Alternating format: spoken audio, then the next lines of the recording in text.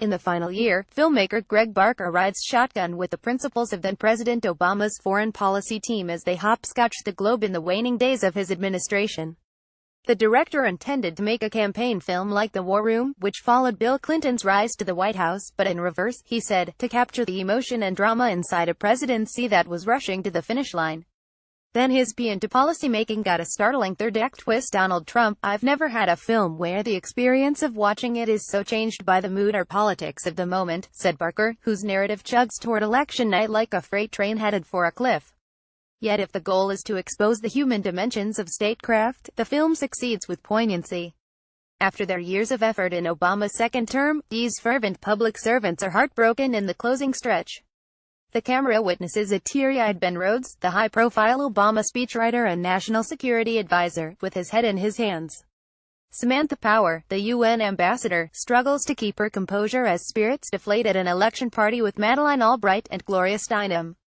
In a bittersweet turn, what seems catastrophic for the Obama legacy that the film's subjects so vigorously worked to secure gives the final year unexpected gravitas. If Hillary Clinton had won, the film would be seen more as about the craft of diplomacy, the art of pushing water uphill, said Power, a former Obama advisor who served at the UN during his second term.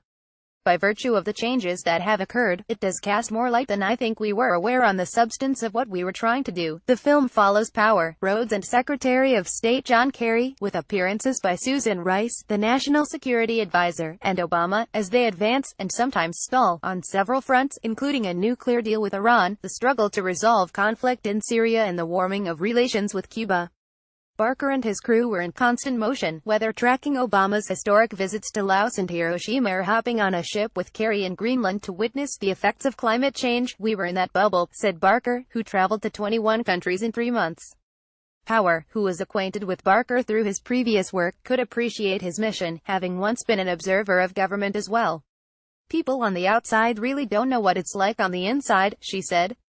What compelled me was the way Greg talked about his aspirations for the film.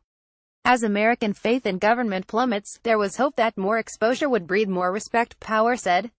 Not because we had all the right answers, or we were going to look like a well-oiled machine, but because people were trying so damn hard. The ambassador, a scholar and former war journalist who won a 2003 Pulitzer Prize for a study on genocide, also opens the door into her life away from the global stage. Power decided it was important to include her role as a working mother. It was okay to show the inelegance of the juggle, having those cameras around when you're putting your kids to bed at night. Private and professional life dovetail when the diplomat gives a passionate speech at her nanny's naturalization ceremony. In a million years, I wasn't thinking about a new administration potentially coming in and deporting people, collecting social media data from new immigrants, or having a Muslim ban, she said. As he filmed breaking news events, Barker had an advantage over the network and cable reporters who often also present. He was free from the constant reactive demands of a 24-hour news cycle. Because the documentary would be released a year after the events, it gave its subjects the blessing of posterity.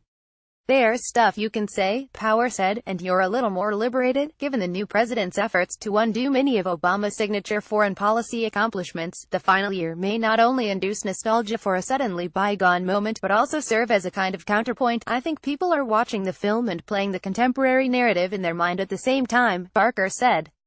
It will be interesting for people who didn't like President Obama as well. I'm very curious to take this out into the wider world and see how it plays. See the most read stories this hour. Caption calendar at lawtimes.com. Also watch video QAs from this season's hottest contenders. Filmmakers Agnes Varda and Jr. turn to the common man to find heroes and faces. Plus Strong Island tackles crime, justice and racism with a personal and cinematic touch. The return of Jane Goodall, climate change and Syria among Oscar documentary hopefuls.